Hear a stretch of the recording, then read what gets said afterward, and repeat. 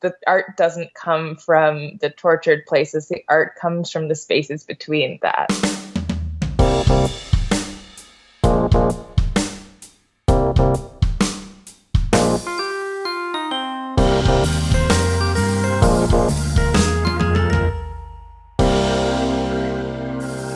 Hello, print friends, and welcome. I'm your host, Miranda Metcalf.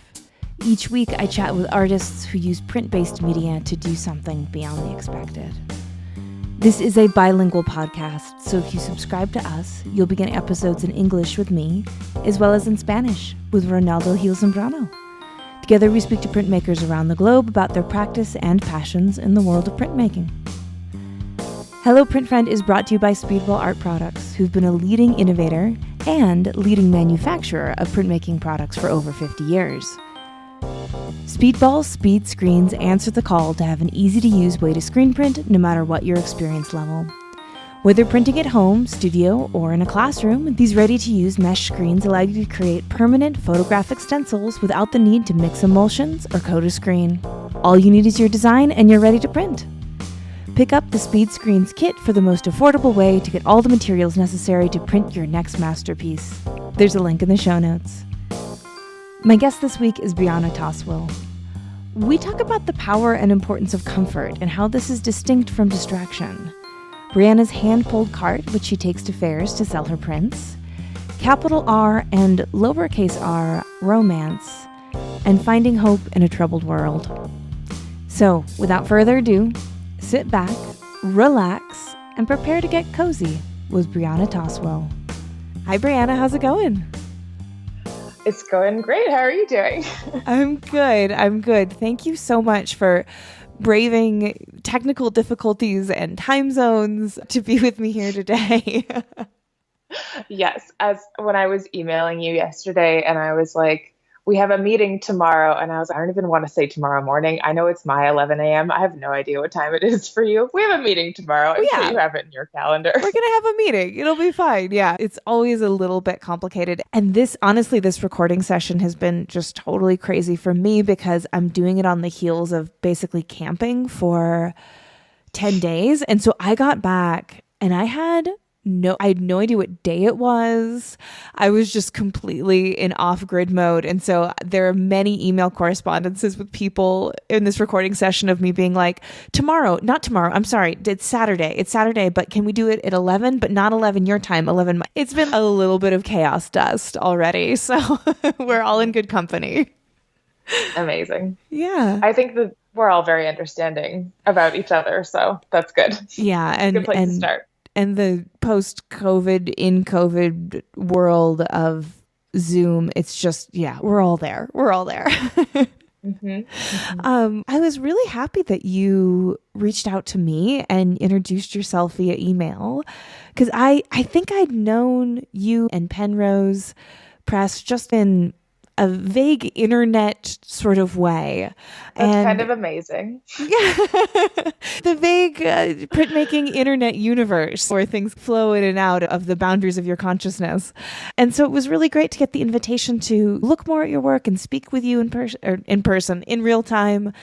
And yes. Yeah. So before we get into things, would you just introduce yourself and let people know who you are, where you are, what you do? Sure thing.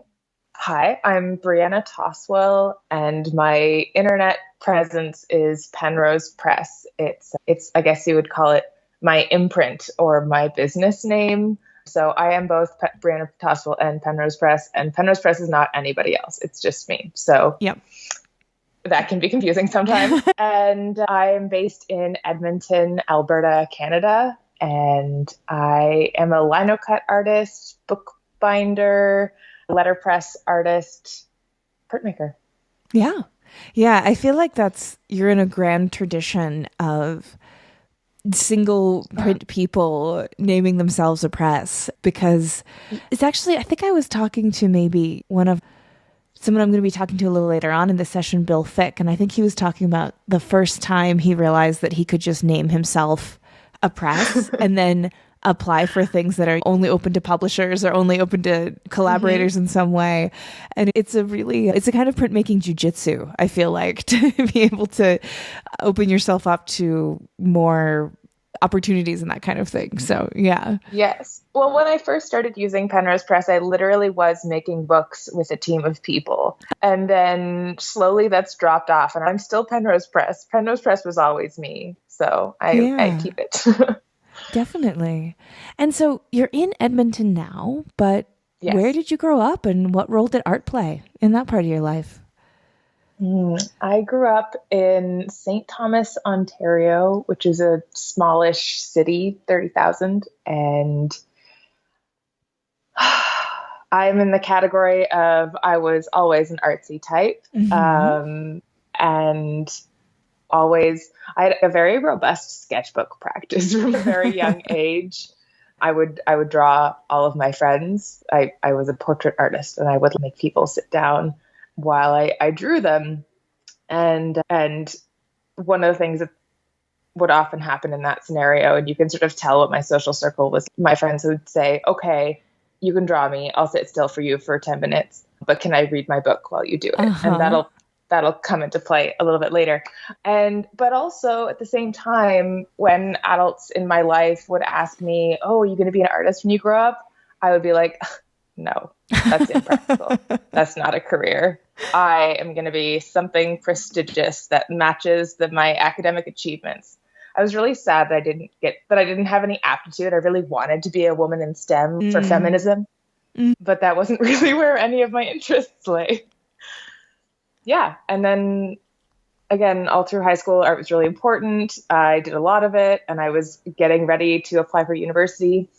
I was going to be a criminal crown attorney. That was my path. I had decided I was going to study political science, and I was getting ready to apply for school, and I was sitting in a room with my mom, again, staring at a computer, and I just broke down. I was like, I can't do this. I can't be a lawyer. I am way too emotional. I'm way too invested in everything. That anybody who's in a room with me, I'm 110% invested with them. So I just don't think that I have the emotional discipline or distancing required to put myself in that kind of position. And not that I really know what being a lawyer is. Full disclosure. Well, and if you were working on the Crown side, you'd be a prosecutor. Is that correct? Yes. Yeah. Yes. So that would even be, I feel like, I mean, again, never been a lawyer. I have watched a lot of true crime documentaries though, so I think I know a thing or two. But it looks like that would be almost the most kind of intense, maybe. Yeah, and emotionally taxing of those sort of options. Because at least, I don't know, I feel like at least as a defense attorney, I'd kind of be able to be like, well, even if they're guilty, they deserve a fair trial. And I can be like kind of on the side of justice in a way. Right. Yeah. Right. Yeah. I don't think I had any of that nuance at 17. I thought that there were certain kinds of impressive careers, and I wanted to do one of them. Right. Right. Thankfully, I've grown a lot since then. But as I was having this breakdown with my mom, she was like, well, you've always been good at art. You've always liked art. Why don't you go to this art high school in the next town over for a year and do some art, and then you can figure out what you want to do after that. And I was like, okay, Mom, you're so weird. So weird and wonderfully supportive. So that's what I did. And then I didn't really look back ever at my political science degree of hypothetical. Yeah. So was it once you were in that artistic environment, did it start to feel right? It did. It was the first place that I was ever taught that art should be about something, which seems like something that we always take for granted. But as a young person who didn't have any artists in my life, I thought that art was supposed to be beautiful. I didn't know that it was supposed to be about something. So that was really important. And do you think that kind of contributed to this feeling for you that art wasn't an impressive career? You know, you're saying like, I needed to do something impressive, and art for the young Brianna did not fall under that umbrella, it sounds like. Yeah, and I am a little bit embarrassed on her behalf. Yeah. Yeah. Yeah, I don't know. I've had this preoccupation with doing something important or doing something impressive, and I don't really know where that comes from unless it comes from standardized schooling Mm. or what. But yeah, I'm glad that it's something that I've processed and let go of, that there are other things that matter. Mm-hmm. Yeah. And I think I remember having kind of similar ambitions at 17. And for Mm-hmm. me, I think it had something to do with that sense of your whole life being in front of you and that you've got an agency over it. And so you need to figure out what you're going to do. And if I'm totally honest, I think there's something in there too about the kind of facing of your own mortality that you're doing at that age, or at least I was, and kind of being Mm. like, oh my gosh, I have one life and it's going to end sometime. I need to do something huge, Yeah. almost a reaction to that understanding of a path that life is and the fact that it's going to have a beginning, a middle, and end and a legacy. And that almost as a reaction against that, I was like, I have to be the first female baseball player in the major leagues, or something just like Yes. insane, really, truly unachievable. Yeah. Yeah. Well, I mean, maybe as a very direct response to this, although it's felt more roundabout. My current body of work is made for teenagers and made to remind them that there are other things that are not their future career that they can be Mm, thinking about, and that they don't have to make any hard decisions. That's what my work is about right now. interesting. So, how does that manifest in the work, that message? So my current project is this series of rooms that are all individual prints, but they will all eventually fit together Uh into huh. one sort of greater composition where Yeah. all perspective matches, and it'll be you're looking into the open side of a dollhouse, kind of. Uh huh. It's like Durr's Triumphal Arch. It's a great tradition in Yes. printmaking. Yeah. Yes. And the theme is comfort. And so I've been interviewing people, specific real humans, about how they seek comfort, why they need to seek comfort, what's causing them stress or anxiety, and do they think they deserve comfort? Those are my three interview questions. And then I design an image with them in it that is a space that embodies their deepest comfort, their most joyful inspiration. And Wow. so the idea is the idea. I read somewhere that we develop our coping mechanisms when we're teenagers and that we keep Hmm. them for our whole lives. And I don't know if that's true, but based on that premise, I was thinking about how the coping mechanism that I started when I was a teenager is I read a lot of books. Mm-hmm. And now whenever I'm stressed or tired or mad at the world, I descend into a book. I go for the escapism. And on this spectrum of coping on the spectrum of coping mechanisms, that's probably one of the healthier I would options. say so. Yeah, that's not a bad one. So I guess I want to, using these real people's actual coping strategies, demonstrate to teenagers who might not have those examples in their lives that there are so many different ways to seek comfort. And there are so many ways to seek true, deep comfort, not surface level, I feel better for 10 seconds comfort scrolling on Instagram, but something that will actually make you feel better about your whole Mm-hmm. life. Yeah, Um, like that really important distinction between distraction and avoidance and comfort. And I mhm, feel like yes. people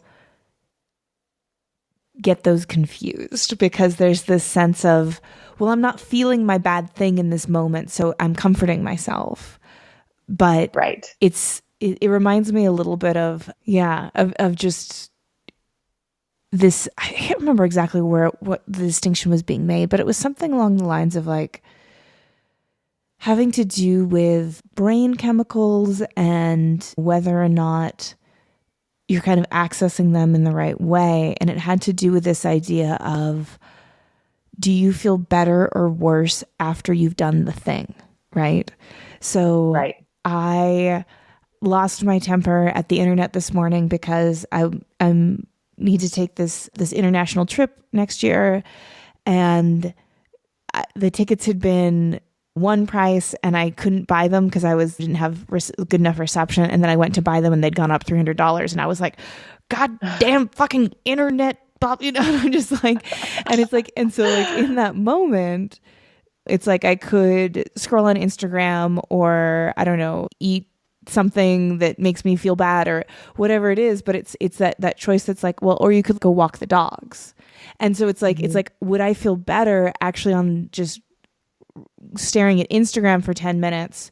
I wouldn't be feeling that anger, but I probably wouldn't feel better on the other side. Whereas if I just got up and walked the dogs, it would actually provide comfort. And that's just such an important distinction. And I really think that I've never heard anyone talk about actually trying to tell this to adolescents. And it's so important. And I don't think they know the difference. I don't think they do. And one of the other things that's become apparent in my research and in these conversations that I've been having with people is because I've asked lots of people. I've had formal interviews for each print in the series that I've done. And I've done 3 finished prints. I have 1 in progress, and I have 1 more interview that I've done that's going to be a print. So I'm up to 5 formal interviews. But I've asked this question to a lot more people in my life just to try and get a baseline. What do people want to talk about? Well, they're interesting questions too. Yeah. Thank you. They seem really basic, but also interesting. They spark fun conversations and vulnerable conversations. But the thing that I'm learning, the overarching pattern, is that in general, the more privileged a person is, the more likely they are to think about comfort as a perk, a bonus, something that is good, but a luxury. The more intersecting aspects of oppression or difficulty that a person has in their life, the more likely they are to consider comfort something absolutely necessity for their well-being, for their identity, for their still being aliveness. And that was one of the things I didn't see coming in this project that feels like one of the most important things that I've learned. Even after I let go of this idea of doing an important career or whatever, and I embraced art school, and I embraced wholeheartedly the fact that I was going to be an artist, a practicing artist who was going to support herself with her art.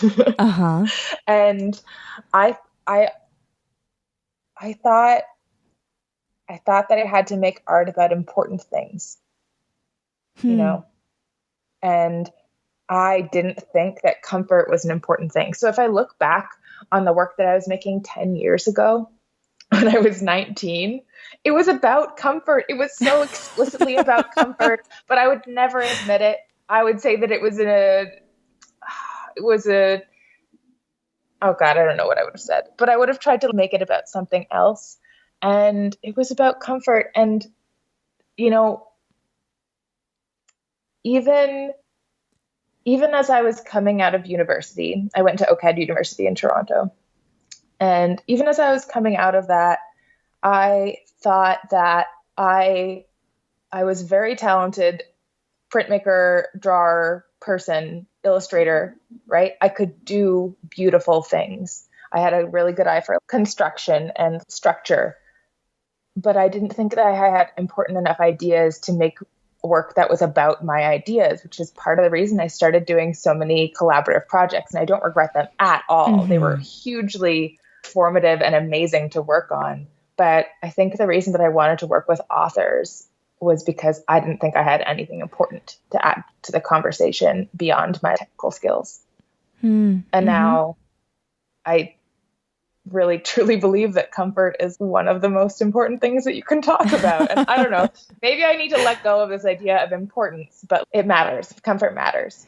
And it's Yeah. taken me a long time to get there. Yeah. Wow. There's so much in there. And I'm thinking a little bit about the trope of the tortured artist, and maybe this idea that if you're not making work that comes from that place, it's not, again, inverted commas, important, right? And that if you are taking care of yourself and your mental and emotional well-being, that you're kind of betraying the tortured genius that you need to be to make important art. I don't know. And you know what? Do you know when I absolutely make garbage art is when I'm mad or sad. I am not a person who can channel my emotions. That I have to I make good art from a place of like, peace. Yeah. Yeah, that's so interesting. And I've thought about this a lot as someone who's interested in art and interested in the human experience. And I think this idea that somehow pain creates good creativity, I don't think that's necessarily not true, but I do believe it's not sustainable. And have you seen the Hannah Gatsby, her second skit? I can't remember what it's called. Douglas. Have you seen Douglas? No, I haven't. I really want to. She has a good. Sorry. Oh no, Sorry. Go ahead. I just got all excited about Hannah Gatsby because I love Nanette, and I read her book recently, and it was just heartbreaking and beautiful, and but I haven't got a chance to see her new one yet. Well, because she does a wonderful bit in the middle. Well, the whole thing is about our history, frankly. Right. But she has this wonderful bit in the middle where she talks about Van Gogh and why we think about Van Gogh when we think about the tortured artist, and how the only productive times in his life is when he was taking medication and talking to his brother. And that's where the art comes from. The art doesn't come from the tortured places. The art comes from the spaces between that. Mm-hmm. Yeah. Yeah, that makes a lot of sense. And I think part of the problem is that it doesn't make as good enough a story. Is we love tragic figures in narrative. And so the guy who just works really hard at painting and takes his meds on time and focuses on human connections makes some of the most beautiful, beloved paintings this world has ever seen. It doesn't have the same drama as the guy who cuts off his ear and is a genius, that kind of narrative. And there's something in here too for me, I think, about gender dynamics and what we're told is important, and softness and comfort, and these things that are tropes of traditional femininity just automatically being pushed to the side. And it's like, what's important? Suffering and fighting and making and wrestling. And I mean, all of that gets forefronted. Everything. There's a really beautiful line in one of the new Florence and the Machine songs, and I'm going to butcher it, but I think it's King. And she's talking to her partner, her male partner or whatever. And she says, you need to go to war to find something to write about, the idea was that men need the angst in order to make art. And women, it's either we don't need angst or we're already living in enough angst that we're good. Yeah. I don't know. I don't know if I want to put in hard gender norms on that, but yeah, I do think that it is an interesting kind of thing. And when you think about the tortured genius artist, you always picture a man. Mm-hmm. Yeah. And there's definitely a point of the fact that there's so few women in art history in general. And so right now we're contemporary artists, we're making contemporary work, but that whole narrative that you're given, particularly if you've been given a traditional university education, it's so male dominated, so white dominated, so European dominated. And so this idea of, you say, I think Van Gogh is the perfect archetype of that.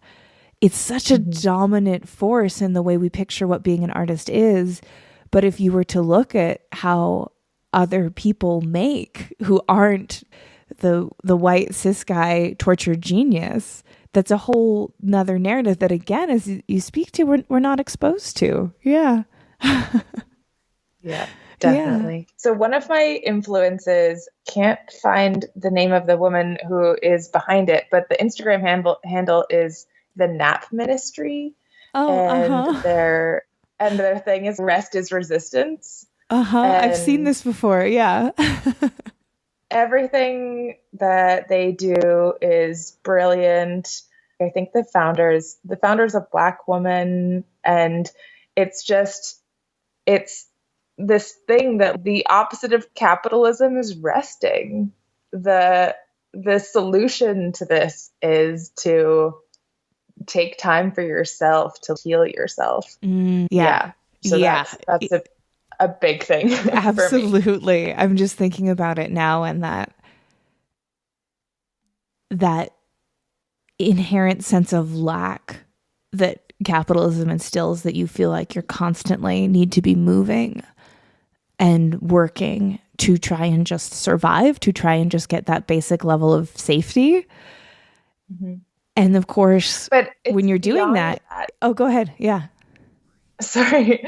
It's even beyond that, where you do need to work to survive, to put food on your table, to pay your rent.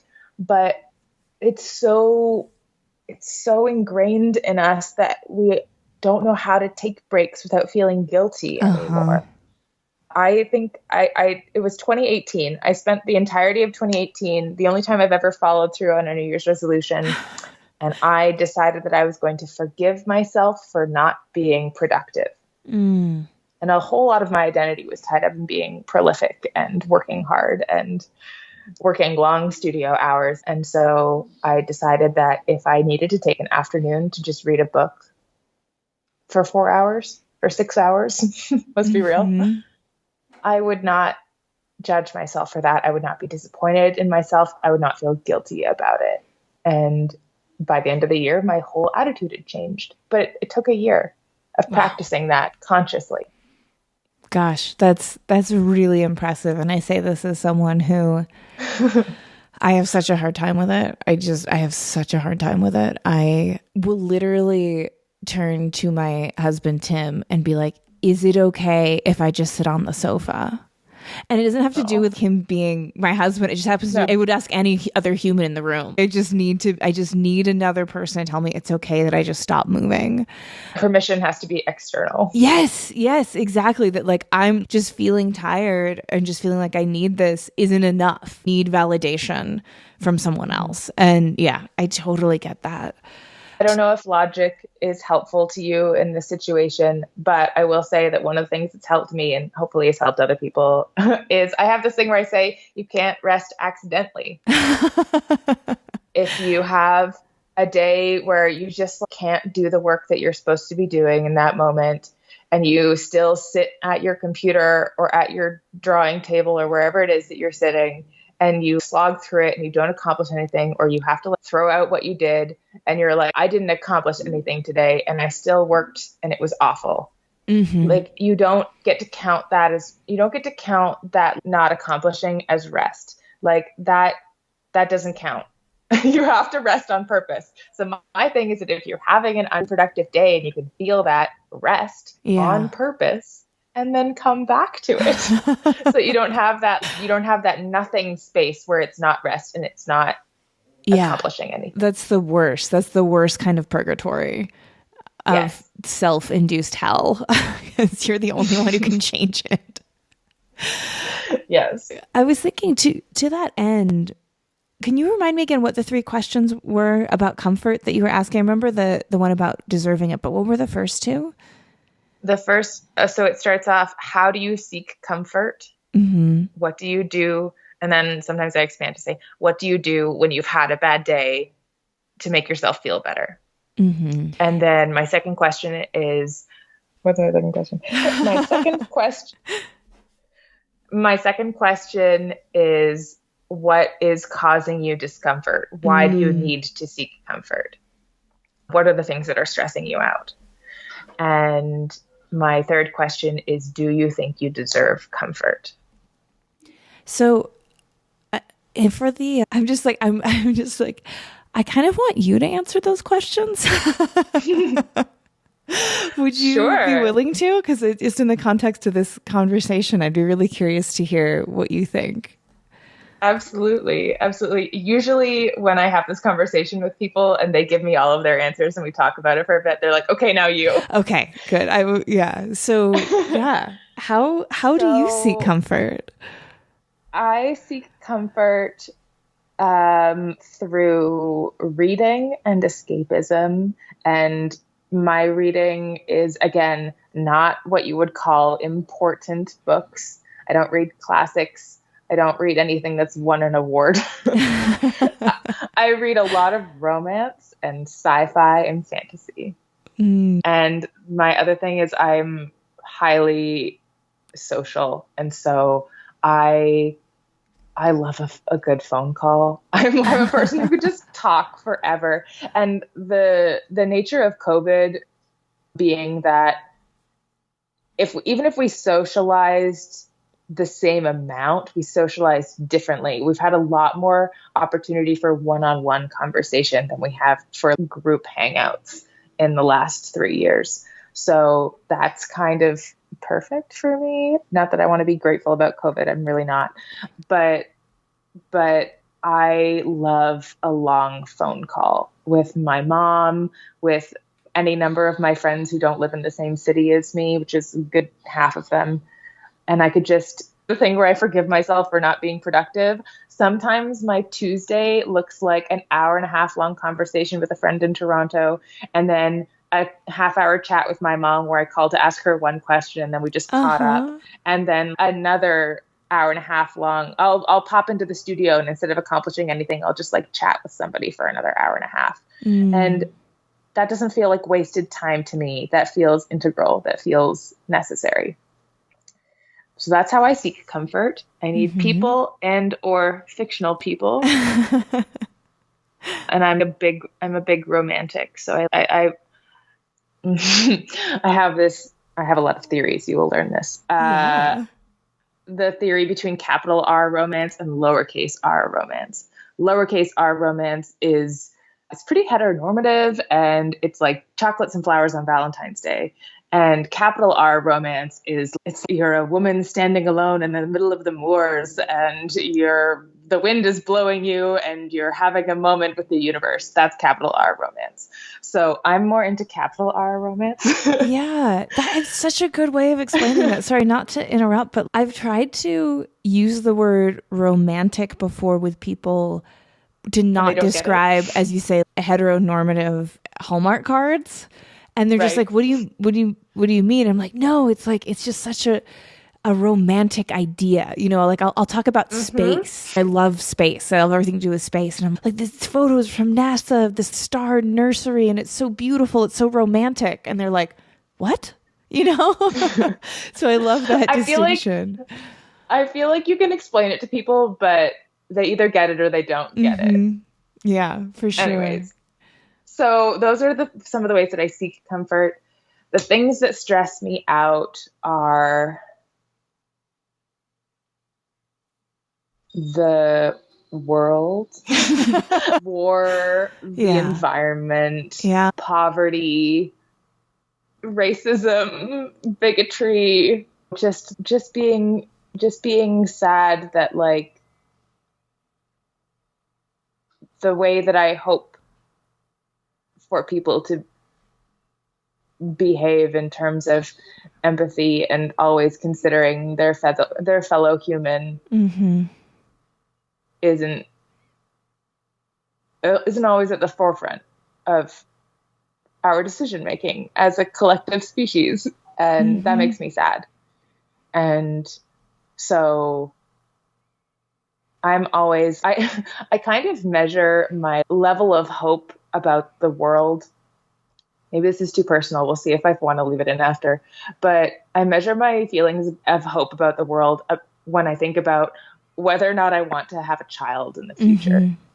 So if I've been on Instagram too much, and I'm like following too many people that I think are important but are giving me devastating news on a daily basis, I can't bring a child into the world. That would be bad.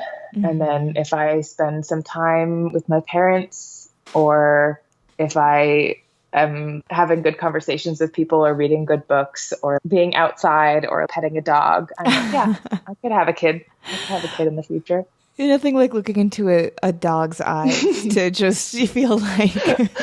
Make you feel better about the world. Yes, exactly. To make you feel very good about the world. Yeah, I definitely connect with that for sure. Yeah. And then, do I think I deserve comfort? Absolutely. I think everybody deserves comfort. Mm-hmm. Do you, and maybe this is connected to what we talked a little bit about the top of the hour, but, you know, with that question for other people, the deserving of comfort, mm-hmm. Do most people say yes? Do most people say no? I mean, is it related, as we kind of spoke to sort of societal comfort, your baseline comfort at all? Again, it depends on the person. I usually have people who say, yes, I believe in my depths of my soul that I deserve comfort. And if I didn't believe that, I don't think I would be alive today. And then I have people who say, who think about comfort as a privilege, and who say, like, well, if I'm on the subway, I don't deserve the comfort of sitting if there's a grandmother or something mm-hmm. who needs my seat. And I'm like, that's not the same kind of comfort. No. That's not really the comfort I'm talking about. So, and I actually interviewed my teenage cousins during a long car ride a couple months ago, which was freaking cool because I hadn't actually talked to any teenagers about it. Yeah. So they were all 15 or 16, three of them. And yeah, they looked at comfort as, I kind of looked at comfort as similar to free will, where it was like that again, it was always their comfort versus somebody else's comfort. And certain people's comfort in certain situations were more important than others, which is true. And also, I think that knowing in your soul that you deserve comfort is a really good foundation to build yourself on, but also to build your relationships on. If you don't think you deserve comfort, if you don't think you deserve that, then I think it's hard for you to believe that everybody else deserves comfort too. Yeah. I think that's really significant because I have noticed the ways in which I don't extend grace to myself. I tend not to extend it to other people. And I like to think that I'm above that, or that I can kind of transcend that in some way where I'm like, no, like I can be hard on myself in this way, and I can be really understanding for everyone else. And it doesn't work that way. I don't think it does. Yeah.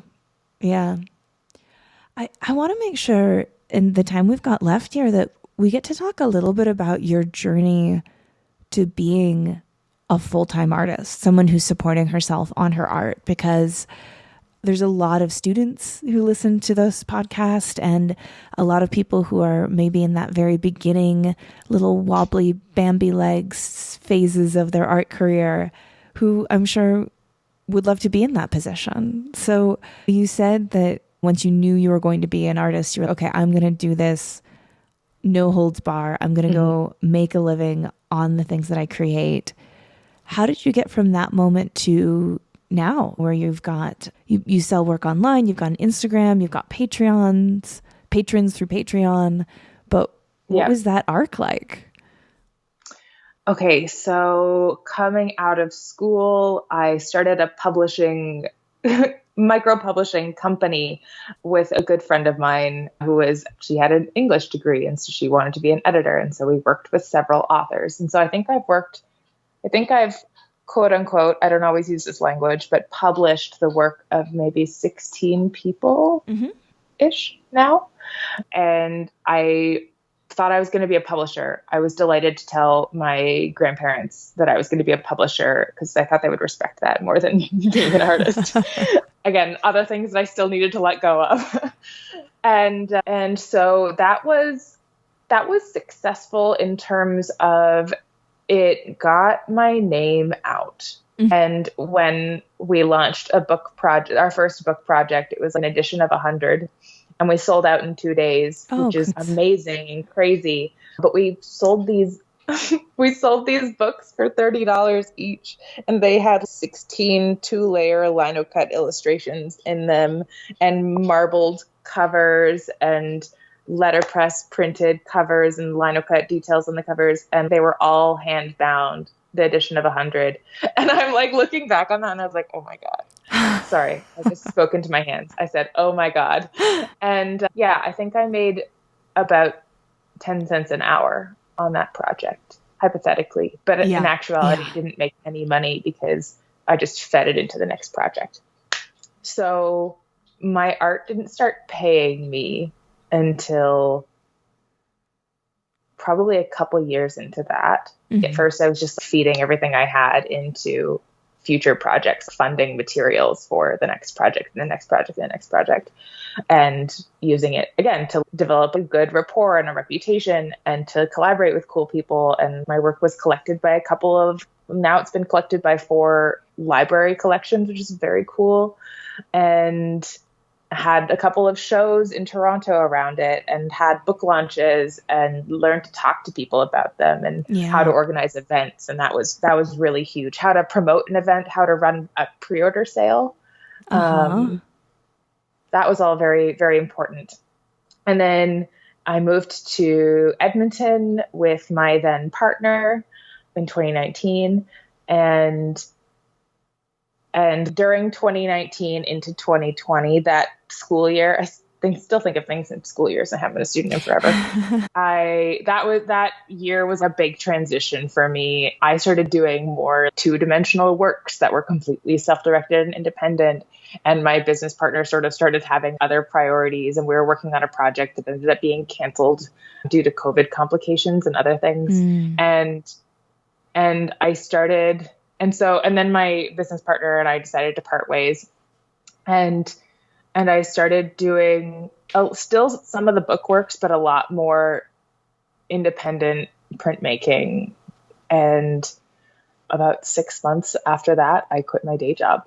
I'd had my website set up for a number of years. I'd started doing market as well. There's a wonderful local market here in Edmonton called the Royal Bison, which is really a very cool market. It runs once in May, right before Mother's Day, or a couple weekends in late November, early December. And then sometimes they do a fall one, but they're not doing it this year.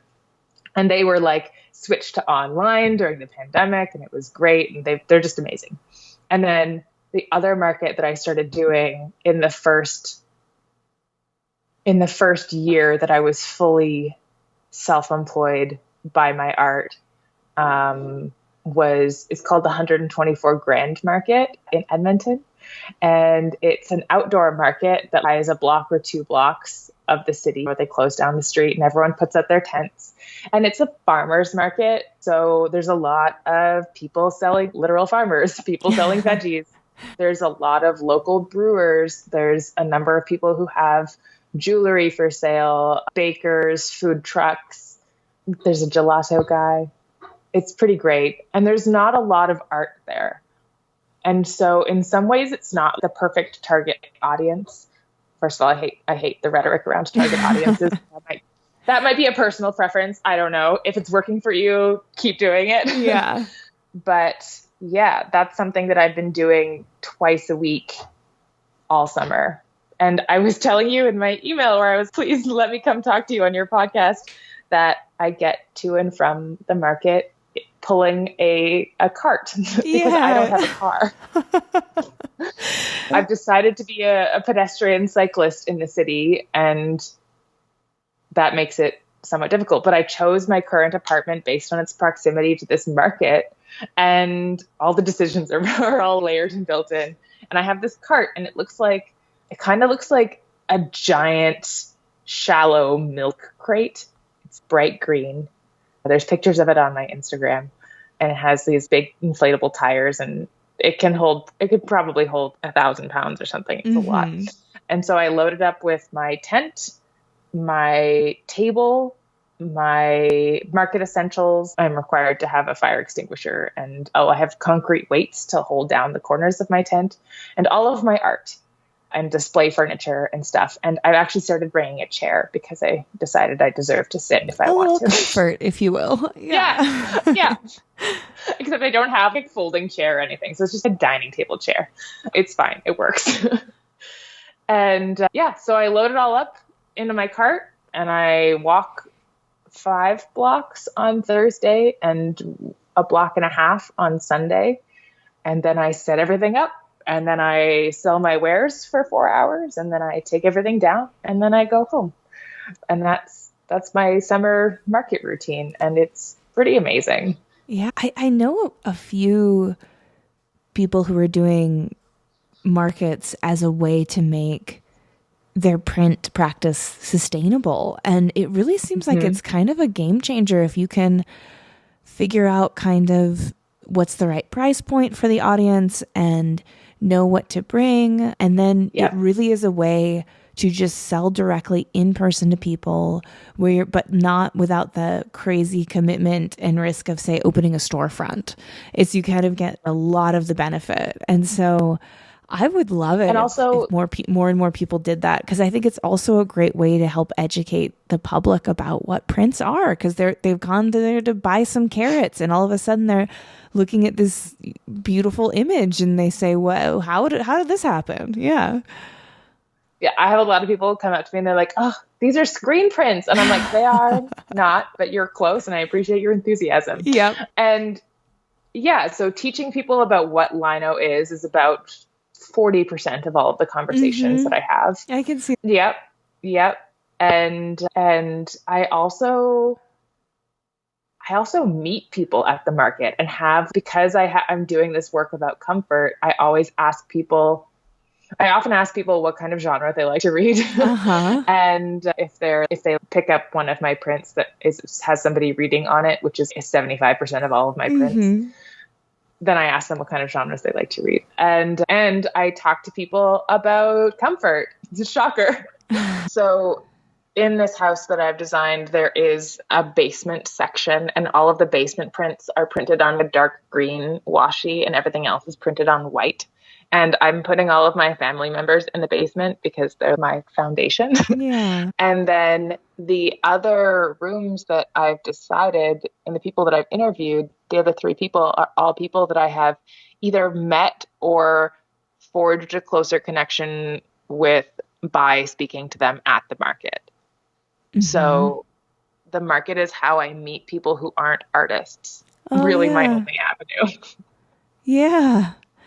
Oh, that's, and it must be nice because it's something that can happen so organically. And considering the sort of subject matter that you're working with, and you're wanting to be able to have access to kind of the general public, if you were to put a call out or trying to sort of organize it in another fashion, it wouldn't just be this sense of just people coming and spending time with you and it kind of unfolding in a really natural way, which is lovely. Yeah. I feel really lucky to sort of have that, I guess you would call it a secondary benefit. One of the things that I'm always thinking about in terms of the market is it still worth it? Just from a logical point of view, are the hours and time and effort and physical sweat that I'm putting into this paying off in terms of sales and other things? And if you look at it like strictly in money, you're like, okay, technically, yes, but just barely. Yeah. But then if you look at it in terms of other softer, more amorphous benefits, in terms of meeting people, in terms of learning to talk about my work more eloquently, in terms of getting feedback, it becomes more and more valuable when you look at those factors. Yeah. And there definitely is, I think, a connection between people that comes from the love of reading. You know, when you're saying you can start this conversation with someone when you see they're drawn to an image of someone reading. And it's something that I've definitely observed in my 37 years on this planet, is that people who understand what that is, to get lost in that world, there's a kindred spirit there for sure. I spent the fact that you use the word kindred spirit tells me that you're a reader. Yeah. I spent a summer working at Barnes and Noble once in between undergrad and graduate school. And you could just, there was something where you could see the difference between the people who came in because they're getting just getting a book, The Idiot's Guide to Python or something, you know, and that's fine. But then there would be people who, they just had it. They had the it of being the reader and knowing that. And it makes me wonder, are you familiar with anything Susan Cain and what her writing? It's nonfiction. It's important work. Yeah. So. I'm going to have to look it up though. She wrote her first book was, I don't know, quite a few years ago now, 5, but COVID makes everything strange. And it was called Quiet, and it was about introversion. And she's got a new one out that's called Bittersweet. And it's about kind of the power of sort of melancholia and that feeling of the beauty and the pain of life together.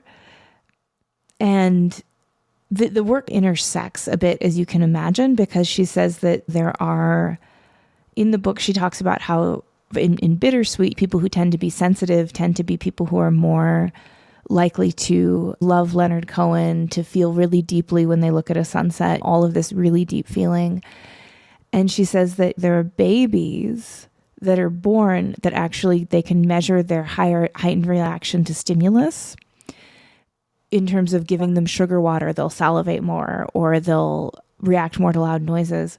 And those babies are more likely to grow up to be introverted people who need that escape time. And it's not a one-to-one correlation, but anyway, it's all her work is going around the edges of this conversation for me, because there's that need to be quiet and still, and how that relates to comfort is huge for me, because the opposite of quiet and still is the movement and the productivity. And yeah. It sounds like a book that could stick in my brain forever once I read it. There's a couple of nonfiction books that I've read and that stayed with me forever. Walkable City and Bullshit Jobs and Darling, You Can't Do Both. And This Is Your Brain on Birth Control. Those are all amazing nonfiction. Will shift the way you think about the world. Yeah. Book. Yeah. So I'm going to have to check out Quiet and Bittersweet. I like her titling scheme too. It's good. Yeah. I think you'll connect with her work, and because she just and a lot of it is about pushing against the status quo or the dominant narrative that's you need to be loud, you need to be productive, you need to always be going. And so I think it'll fit in nicely to what you do. In the time that we have left, what are you looking forward to? Do you have anything on the horizon that's particularly giving you a little spring in your step you want to promote? I'm looking forward to fall. Yay. It's the best season. Fight me. I feel like it's the ultimate season of comfort for me. I get it. It's coziness. Right. Yeah. It's coziness. I hear it on September. It's early September in Edmonton, and we do have leaves falling. Not a ton, but a little bit, because of our slightly northern climate. And so fall will hit in full force in a week and a half and last for 2 weeks past that, and then it'll be done. So we really have to soak it in while it's happening. And so I'm really looking forward to that, and also letting it inform my practice. I'm a person who will assign the label of research to all kinds of things, including going for a walk and smelling fall.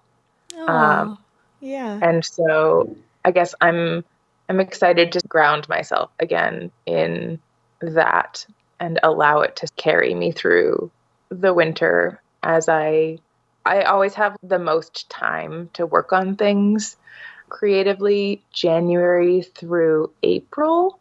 There's really very few markets happening. It's just a quiet time. And so hypothetically, I would like to make a lot of work, but I need to make a lot of work, but I need something to sustain me through that time. And so that'll be partly memories of fall vibes, and it will be partly pre-Christmas market sales. Mm-hmm. Yeah.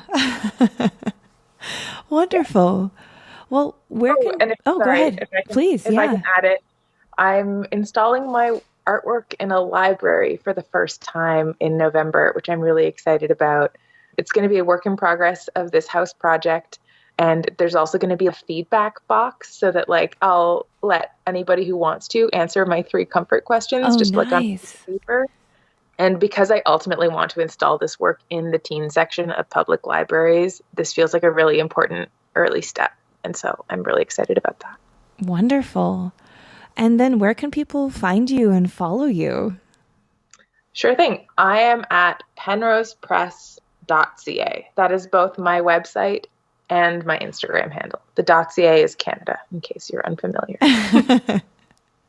Our more cozy neighbors to the north, I think. Yeah. I hadn't thought of Canada as embodying coziness, but I will take it. I think so. I think about it in terms of... It's all our flannel. It's it's flannel. It's it's colder. You're not getting involved in international conflicts as often. It's a cozy, a cozier vibe. Well, it's been really delightful, Brianna, to speak with you. I really mean that. Likewise. I feel like I'm going to need to take some time to internalize why I think I don't deserve comfort and constantly self-flagellating about productivity. I'll bring that one to the next therapy session with Dr. Nina for me. Well, if you find the time or the inclination, I would love to hear what your answers to the questions are. Oh, yeah. I will. I'll give those some thought for sure. Okay. Yeah. That would be awesome. And so thank you for reaching out, and I'm glad we got to talk, and please stay in touch. Thank you so much. This was so lovely. I really appreciate you having me on. Oh, it was great. And I'm sure we'll talk soon. Okay. Bye, Brianna. Bye. If you like today's episode, we have a Patreon where you can help us keep the lights on and get bonus content like Shop Talk Shorts, where our editor Timothy Pauschak digs deep on materials, processes, and techniques with past guests. Also, if monetary support isn't in the cards right now, you can leave a review for us on your podcast listening app of choice, or buy something from one of our sponsors and tell them Hello Print Friend sent you. But as always, the very best way and the very best thing you can do to support this podcast is by listening and sharing with your fellow print friends around the world. And that's our show for this week. Join me again next week when my guests will be Cami York and Edie Overturf from the Newsprint Podcast. We talk about how and why someone would want to start a printmaking podcast anyway, what it's like doing a roundup of the best print news around the world, how they fit their personal practices into all of this, and we do some scheming for future projects. You won't want to miss it. This episode, like all episodes, was written and produced by me, Miranda Metcalf, with editing by Timothy Pauschak and music by Joshua Weber. I'll see you next week.